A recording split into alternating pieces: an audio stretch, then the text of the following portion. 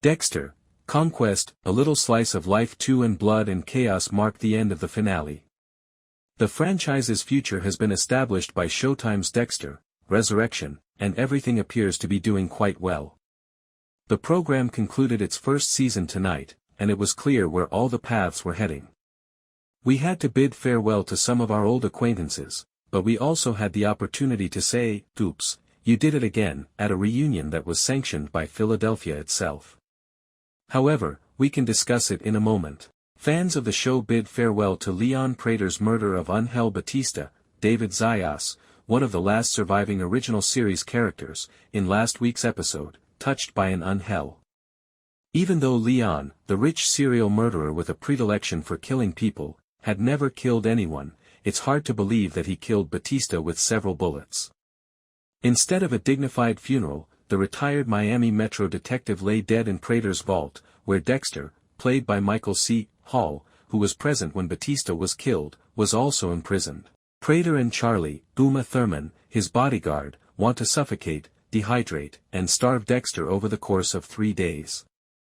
Unfortunately for Prater, who was hosting a spectacular fundraiser in another area of his house with politicians, celebrities, and law enforcement, he didn't anticipate Dexter settling in with his secret files, which included information on Charlie and other members of his inner circle as well as VIPs.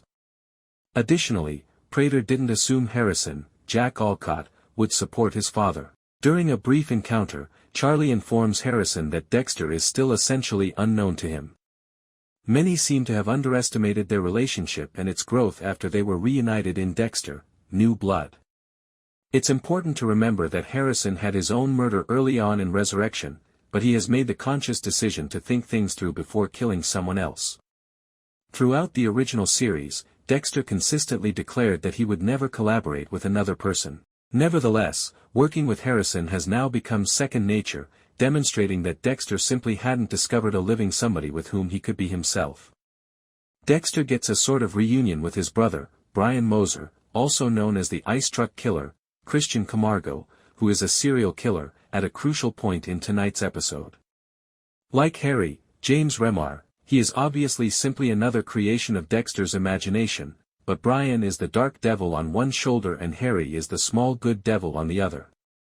His presence was fleeting but powerful. Prater realizes that something uncontrollable and hazardous is occurring in his home. Prater quickly holds his son hostage in order to bring Dexter in line after confirming that he is free. Dexter does what he must to keep Harrison safe, even though it's already a horrible decision. Dexter doesn't bite when Prater offers him money that most people would never have the time to spend. Despite the temptation to build Harrison's riches for future generations, he is not enchanted by money. However, that annoying code is back. Harrison assists Prater in going down with a mild sedative. Harrison is hurried out of the Prater facility by Dexter, who then gets Prater ready to kill him. After all of Dexter's financial rejections, Prater can't help but chuckle at a serial killer with a conscience. This code is strange, but hey, Prater is strapped down and on the verge of death, and he keeps looking for something to bait Prater with. A frantic search for Prater begins after the millions raised are revealed back at the dinner. They are unaware that he is being fatally stabbed by his favorite serial murderer at nearly the same time. Could we talk about how stunning Detective Claudette Wallace, Katia Saraf, looked at the party, if I may take a small digression? Her colleague, Detective Melvin Oliva, Dominic Famusa, seemed to be recognizing her beauty for the first time when he gazed at her. Let's see where this goes because Season 2 looks really promising in that regard. Wallace was heading home when the Bee Gees, Staying Alive, began to play. She bursts in with a worried expression, and then she starts disco dancing, startling Oliva, who only looks up from the floor when he realizes she wants to boogie. Dexter was tearing Prater up like he usually does, but no one saw during all the festivities before he fled. Before Dexter set off an alarm that brought our disco-dancing prospective lovers back to reality, he said his final goodbyes to Batista, a good man who didn't deserve to die that way.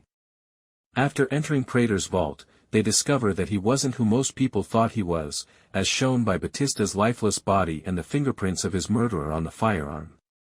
Oh, and the vault's collection of fanboy serial murderer memorabilia.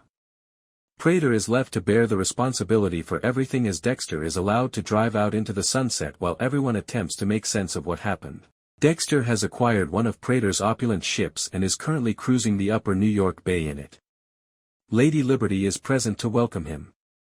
It's something far superior, even though it's not the slice of life. As they quickly leave Dodge, Charley returns to the city and packs up her mother. Prater's assistance with her mother's care will no longer be available to her, but at least they are still alive. Wallace and Oliva discover one of Prater's covert files titled, Don Frampt, New York Ripper, the sound of music lingering in the background.